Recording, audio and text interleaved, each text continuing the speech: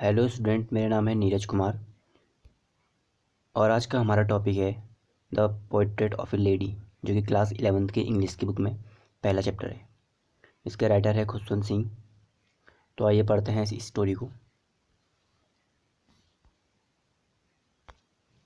My grand mother, like everybody's grand mother, was an old women. मेरी दादी माँ सबकी दादी माँ की तरह एक ओल्ड वुमेन यानी एक बूढ़ी औरत थी। She had been old and wrinkled for the 20 years that I had known her. वो काफ़ी बूढ़ी थी एंड विंकल्ड यानी उनके चेहरे पे काफ़ी झुर्रियाँ भी थी। For the 20 years that I had known हर, पिछले 20 सालों से जब जब से मैं उन्हें जानता था या जब से मैं उन्हें देख रहा था। People said that she had once been young and pretty and had even had a husband. लोग कहते हैं कि एक टाइम पे वो बहुत यंग यानी बहुत जवान एंड प्रिटी और बहुत खूबसूरत थी and had even had a husband, और शायद उनके एक पति भी थे। But but that was hard to believe, लेकिन मेरे लिए ये विश्वास करना बहुत कठिन था। My grandfather's portrait hung above the mantelpiece in the drawing room. मेरे जो दादाजी हैं उनका पोर्ट्रेट यानी उनका जो चित्र है वो टंगा हुआ है मेंटल पीस यानी जो फायर प्लेस होता है उसके ऊपर जो जगह होती है उसे मेंटल पीस कहते हैं, वहाँ पे लगा हुआ है जो कि ड्राइंग रूम में स्थित है। ही वोर ए बिग टर्बन, उन्होंने एक बहुत बड़ी पगड़ी पहनी हुई है एंड लूज फिटिंग क्लोथ्स, और लूज फिटिंग वाले क्लोथ्स पहने हुए हैं। His long white beard covered the best part of his chest. उनकी दाढ़ी काफ़ी सफ़ेद और काफ़ी लंबी थी जो कि उनके चेस्ट यानी उनकी छाती तक आती थी। And he looked at least 100 year olds, और उन्हें देख के ऐसा लगता था कि कम से कम वो 100 साल के होंगे। He did not look the sort of person who would have a wife और चिल्ड्रन। उन्हें देख के ऐसा बिल्कुल भी नहीं लगता था कि उनकी कोई वाइफ या उनकी कोई पत्नी या बच्चे होंगे। He looked as if he would only have lots and lots of grandchildren. उन्हें देख के केवल ऐसा लगता है कि उनके बहुत सारे ग्रैंड चिल्ड्रन यानी पोते पोतियाँ होंगी। As for my grand mother being young and pretty, और मेरी दादी माँ के बारे में जो कि जवान और खूबसूरत थी, the thought was almost revolting. ये जो थाट है ये almost revolting, the thought was almost revolting इसका मतलब होता है हार्ड टू बिलीव, यानी ये बिलीव करना उसके लिए काफ़ी कठिन था। She often told us of the games she used to play as a child. वो हमें ज़्यादातर खाली टाइम पे उन खेल के बारे में बताया करती थी जो वो अपने बचपन में खेलती थी। That seems quite absurd and undignified, जो कि हमें ज़्यादा अच्छा नहीं लगता था यानी गंदा लगता था लेखक को। On her part and we treated it like the favours of prophet she used to tell us. लेकिन फिर भी लेखक को नहीं सुनता था और वो कहता है कि ऐसा लगता था कि जो भगवान है उनके द्वारा कोई दूत उनके पास भेजे जा रहे हैं उनकी स्टोरी को सुनकर।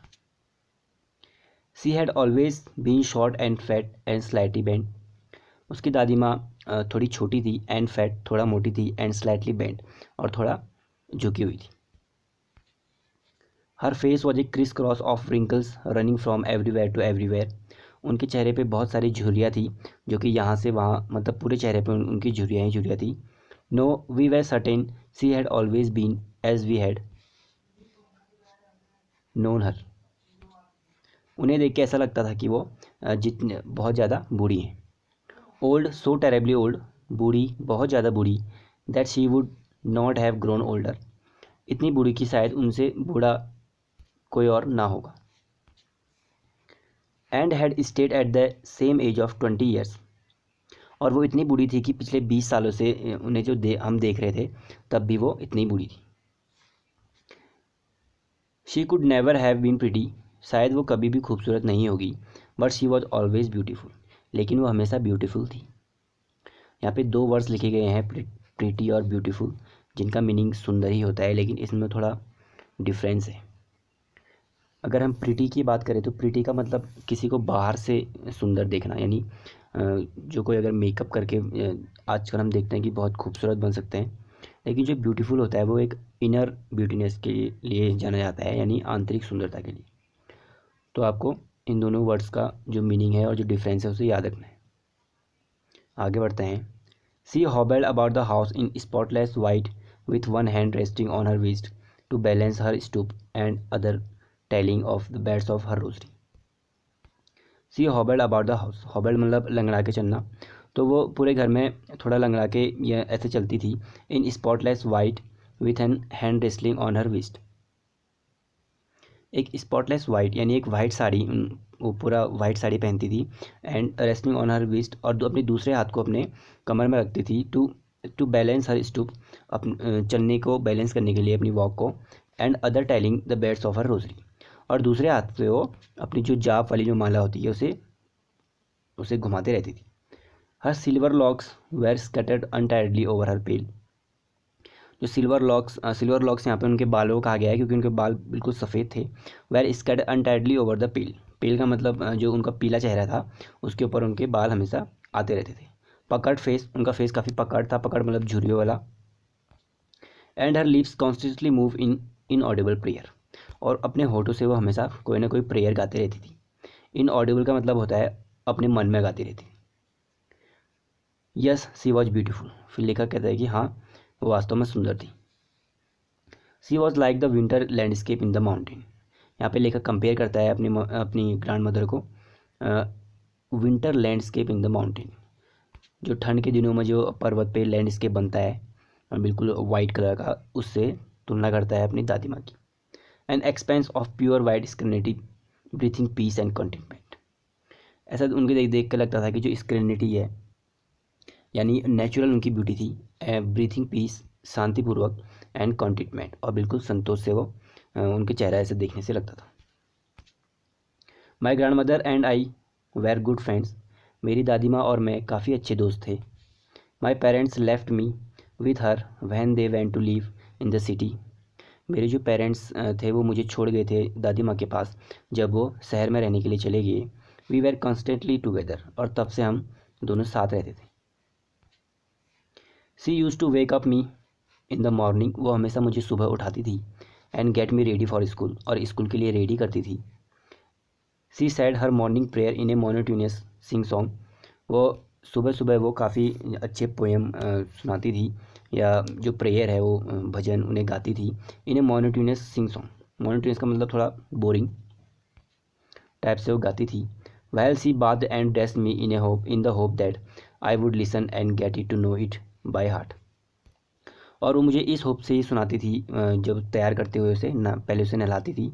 और वो प्रेयर उसे सुनाने का मतलब ये था कि ताकि वो भी उसे दिल से सुने. आई लिसन, मैं सुनता था. Because I loved her voice. तो यहाँ पे जो लेखक को कह रहा है कि मैं सुनता था लेकिन याद करने के लिए नहीं सुनता था. Because of loved her voice, क्योंकि उसे अपनी दादी माँ की आवाज़ बहुत अच्छी लगती थी इसलिए वो सुनता था. But never bother to learn it. लेकिन कभी भी उसने जो प्रेयर है उसे याद करने की कोशिश नहीं की. Then she would fetch my wooden slate.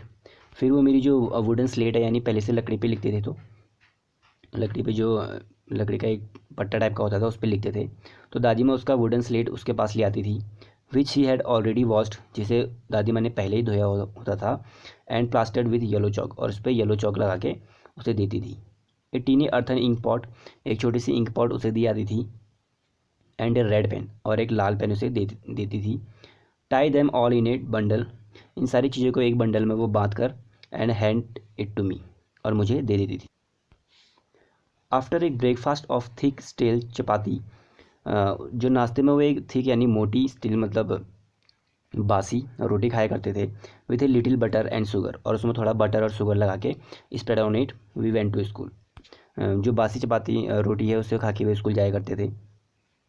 C carried several stale chapatis with her for the village dogs, और अपने साथ जो दादी माँ है वो बहुत सारी बासी रोटियों को और रख लेती थी ताकि जो विलेज डॉग्स हैं यानी जो गली में जो कुत्ते होते हैं उन्हें भी वो दे सके रास्ते में अगर वो आएंगे तो.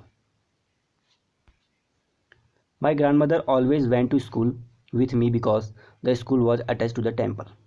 मेरी दादी माँ हमेशा मेरे साथ स्कूल आया करती थी क्योंकि जो स्कूल है वो बिल्कुल मंदिर से लगा हुआ था, यानी मंदिर के बगल में एक स्कूल था.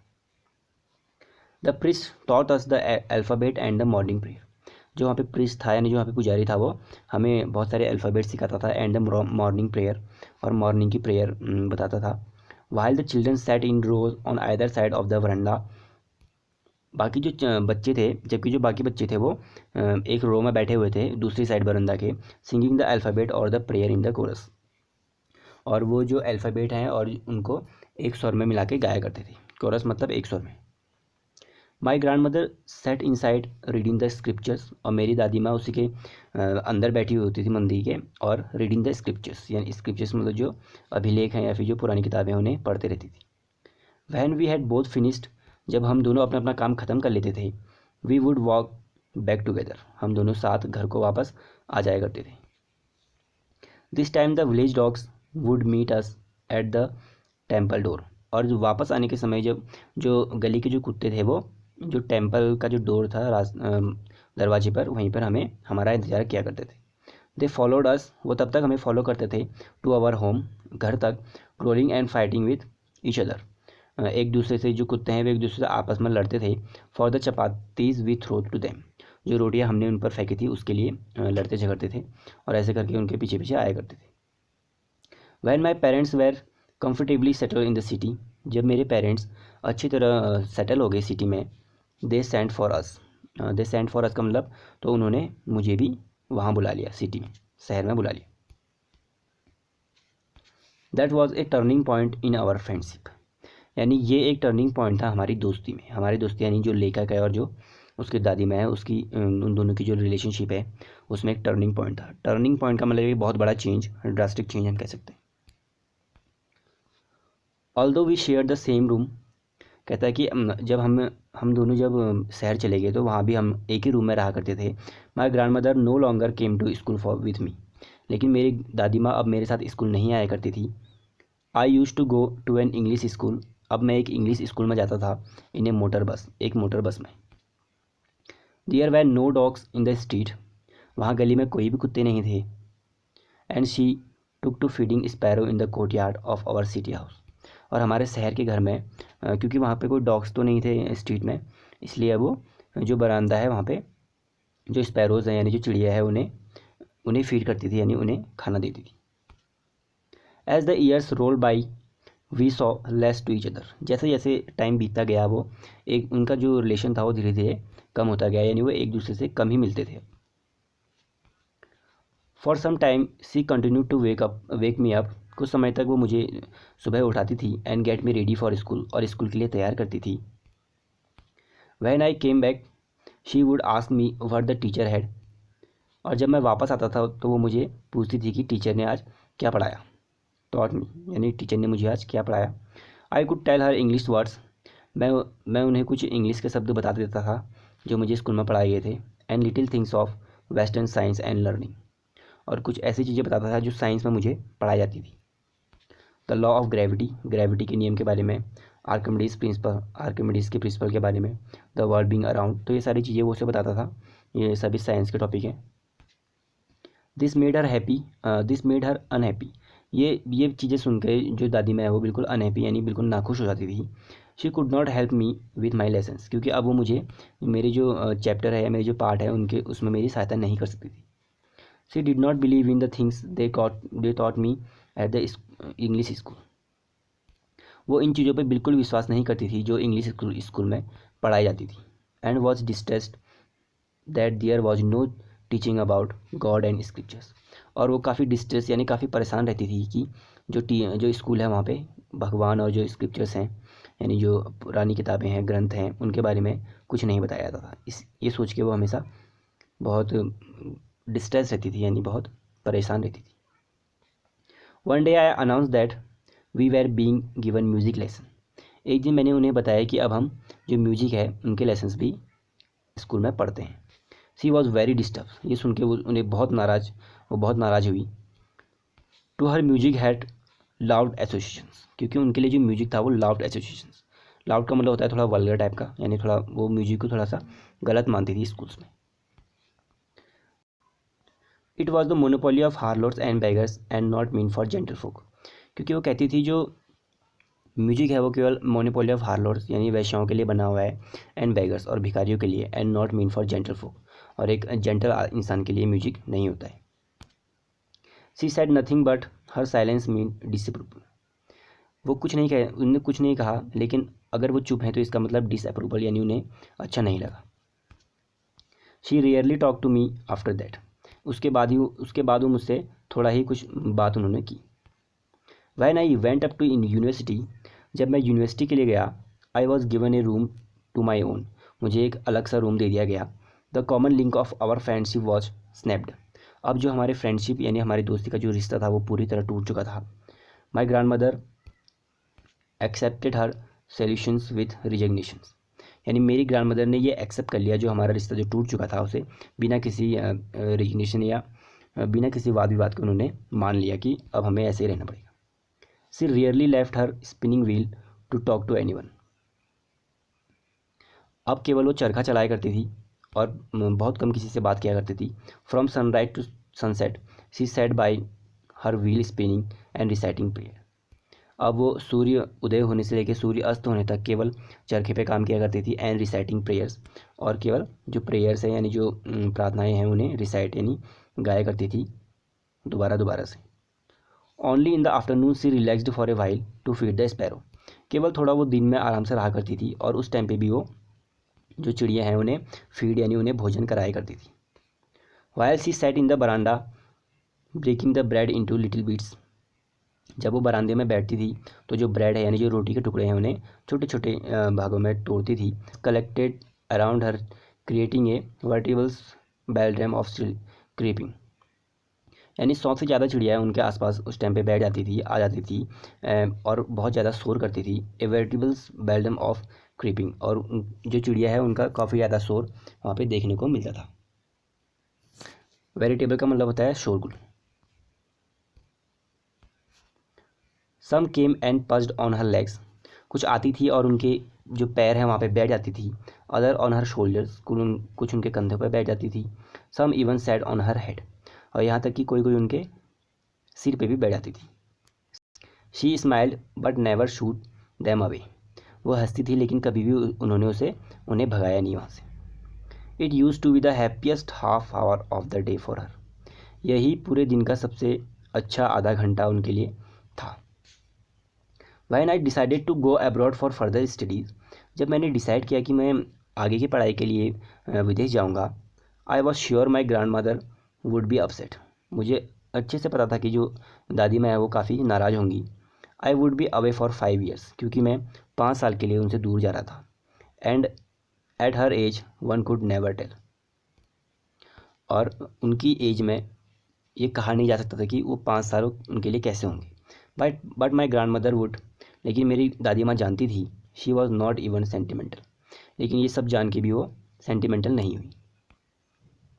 She came to leave me at the railway station, वो मुझे रेलवे स्टेशन पे छोड़ने आई। बट डिड नॉट टॉक, लेकिन उन्होंने मुझसे कोई बात नहीं की। और शो एनी इमोशन, और ना ही मुझे कोई इमोशन उन्हें दिखाया। हर लिप्स मूव्ड इन प्रेयर, उनकी लिप्स अभी भी एक प्रेयर गा रही थी। Her mind was lost in prayer, उनका जो माइंड था वो भी प्रेयर में खोया हुआ था। Her fingers were busy telling the her finger were busy telling the beads of her rosary, उनके फिंगर काफ़ी बिजी थे जो जाप माला है उसको घुमाने में। Silently she kissed my forehead, धीरे से उन्होंने मेरे माथे पे किस किया। When I left the quest the moist imprint as perhaps the last sign of physical contact between us, यानी जब उन्होंने उसे किस किया तो वो उनके बीच का जो लास्ट मॉइस्ट इम्प्रिंट था, यानी जो अब हम किस करेंगे तो थोड़ा वहाँ पे गीला हो जाएगा, तो वो कहता है कि मॉइस्ट इम्प्रिंट था उनके लाइफ का लास्ट वाला ही। But that was not so, लेकिन ऐसा नहीं हुआ। After 5 years I came back to home, मैं घर वापस आया। And was made by her, और अपनी दादी वहाँ से मिला एट द स्टेशन के समय, यानी जो दादी माँ है वो अभी भी जिंदा है। She did not look a day older, अभी भी वो बिल्कुल एक दिन भी बूढ़ी नहीं लग रही थी। She still had no time for words, and while she clasps me in her arms I would hear the reciting her prayers. अभी भी वो ज़्यादा बूढ़ी नहीं लग रही थी। And she still had no time for words, और उन्होंने अभी भी कोई शब्द उससे नहीं कहे। And while she clasps me in her arms, और जब उन्होंने मुझे अपने बाहों में लिया, I could hair her reciting her prayers, मैं सुन रहा था कि वो अभी भी कुछ प्रार्थनाएं करती हुई नजर आ रही है। Even on the first day of my arrival her happiest moments were with her sparrows. यानी मेरे पहुंचने के पहले दिन भी उसका जो हैप्पीएस्ट मोमेंट था, यानी उसका जो सबसे अच्छा पल था, वो उन स्पैरोज के साथ ही था। whom she fed longer and with frivolous rebukes, जिन्हें कि वो खाना खिला रही थी। frivolous rebukes मतलब थोड़ा डांट फटकार कर। इन the evening A change come over हर, शाम के समय उनमें एक थोड़ा सा बदलाव आया। सी डिड नॉट प्रे, आज उनने प्रार्थना नहीं की। She collected the women of the neighbourhood, got an old drum, उन्होंने आसपास की जो औरतें थीं उन्हें इकट्ठा किया। गॉट एन ओल्ड ड्रम, और एक पुराना सा ड्रम लिया। एंड स्टार्टेड टू सिंग, और गाना स्टार्ट कर दिया। फॉर सर्वर हावर्स सी थम द सैगिंग, यानी बहुत घंटे के लिए वो जो ड्रम था उसे बजाने लगी। Skin of the dilapidated drum, यानी जो डिलेपिटेटेड ड्रम था, यानी जो पुराना ड्रम था उसको बहुत देर तक वो बजाने लगी। And सैंग of the home coming of warriors, और गाने लगी होम कमिंग ऑफ वॉरियर्स, यानी इस तरह का एक सॉन्ग वो गाने लगी। We had to persuade her to stop and avoid overstraining, हमने उन्हें बहुत समझाया कि अब रुक जाओ वरना तबीयत खराब हो जाएगी। That was the first time since I had known her that she did not pray, मैंने उन्हें पहली बार देखा कि उन्होंने प्रार्थना नहीं की। The next morning she was taken ill, अगली सुबह वो थोड़ा बीमार पड़ गई। It was a mild fever, ये थोड़ा सा उन्हें बुखार हुआ था। And the doctor told us, और डॉक्टर ने कहा कि इट वुड गो, और जो बुखार है धीरे से चला जाएगा बाद में। But my grand mother thought differently, लेकिन मेरी जो ग्रैंड मदर है उन्होंने कुछ अलग तरीके से सोचा। She told us that her and was near, उन्होंने उनसे कहा कि अब उसका जो अंत है, यानी अब वो मरने वाली है। She said that since only a few hours before the close of the last chapter of her life had omitted to pray, उन्होंने कहा कि अब उनकी जो लाइफ का जो लास्ट चैप्टर है, यानी कुछ ही लाइफ के उनके घंटे बचे हुए हैं। She had omitted to pray, और उन्हें अब प्रार्थना करनी है। She was not going to waste any more time talking to us, वो अपना समय बिल्कुल भी बर्बाद नहीं करना चाहती है हमसे बात करके। वी प्रोटेस्ट, हमने उन्हें रोका। But she ignored our protest, लेकिन उन्होंने हमारी बात नहीं मानी। सी ले पीसफुली इन बेड, वो बिस्तर में आराम से प्रेयर करने लग गई। एंड टेलिंग हर बेड्स, और जो अपनी जाप माला है उन्हें भी उनने हाथ पे ले लिया। Even before we could suspect, इससे पहले थोड़ा देर के लिए हमने उन्हें अकेला छोड़ा। हर lips stopped moving and the rosary fall from her lifeless fingers, थोड़ा देर के लिए उन्हें अकेले छोड़ा तो देखा कि हर लिप्स स्टॉप, उनकी जो होंठ थे अब वो बंद हो चुके थे, यानी मूव नहीं कर रहे थे। And the rosary fell from her lifeless finger, और जो रोजरी थी यानी जो जाप माला थी वो उनके हाथ से नीचे गिर चुकी थी। ए पीसफुल पैलर, यानी वो मर चुकी हैं। A peaceful pallor spread on her face, एक पीसफुल पैलर का मतलब है पीलापन, यानी एक शांतिपूर्वक पीलापन उनके चेहरे पे पड़ चुका था। And we knew that she was dead, और हम जान गए थे कि अब वो मर चुकी हैं। We lifted her off the bed, हमने उन्हें बिस्तर से उठाया। एज इज़ कस्टमरी, जैसे कि रीति रिवाज होता है। Laid her on the ground, हमने उन्हें ज़मीन पर लिटा दिया। And covered with a red shawl, और उन्हें लाल कपड़े से हमने उन्हें कवर कर दिया। आफ्टर ए फ्यू आवर्स, कुछ घंटे बाद, of morning we left her alone to make arrangement for her funeral, कुछ घंटे बाद हमने उन्हें अकेला छोड़ दिया क्योंकि हम जो अरेंजमेंट है वो करने जा रहे थे फ्यूनरल, यानी उनके अंतिम संस्कार के लिए। In the evening we went to her room, शाम के समय हम उनके रूम में गए। विथ ए क्रूड स्ट्रेचर, एक स्ट्रेचर को लेके। To take her to be cremated, उन्हें क्रीमेटेड करने के लिए यानी जलाने के लिए। The sun was setting and had lit her room and veranda with a blaze of golden light, जो सूर्य था वो धीरे धीरे ढल रहा था, और फिर भी जो ढलते समय जो सूर्य की जो किरणें थी वो बरंडे पे पड़ रही थी। With a blaze of golden light, और बिल्कुल गोल्डन कलर का उसने दादी माँ का जो रूम था उसे कर दिया था। वी स्टॉप्ड, हम रुके। हाफ इन द कोर्टयार्ड, थोड़ा देर कोर्टयार्ड पे हम रुके। ऑल ओवर द वरांडा, जो पूरा बरांडा था वहाँ पे। एंड इन हर रूम, और उनके रूम पर। Right up to where she laid dead, जहाँ पे उनकी डेथ हुई थी। And stiff wrapped in the red shawl, और जहाँ पे उन्हें जो लाल कपड़ा है उसमें लपेटा गया था।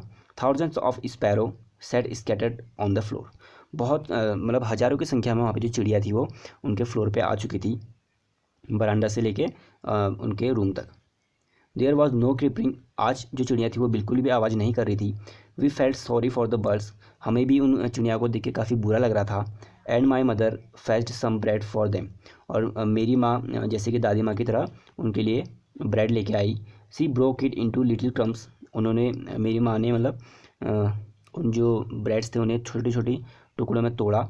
The way my grandmother use to, जिस तरह से मेरी दादी माँ करती थी। And throw it to them, और उन टुकड़ों को उन चिड़ियाओं पे फेंक दिया। The sparrow took no notice to the bread, लेकिन आज अचानक ये देखने को मिला कि जो चिड़िया थी उन्होंने उस ब्रेड के टुकड़े की तरफ कोई भी ध्यान नहीं दिया।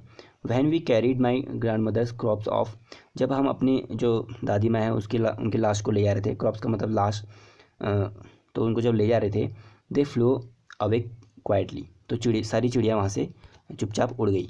Next morning the sweeper swap the bread crumbs into the dustbin, अगली मॉर्निंग यानी अगली सुबह जो स्वीपर था उसने उन ब्रेड्स के टुकड़ों को वहाँ से डस्टबिन में डाला। तो स्टूडेंट आपका ये चैप्टर ख़त्म हो चुका है। काफ़ी इंटरेस्टिंग ये चैप्टर था और काफ़ी इमोशनल करने वाला चैप्टर था ये।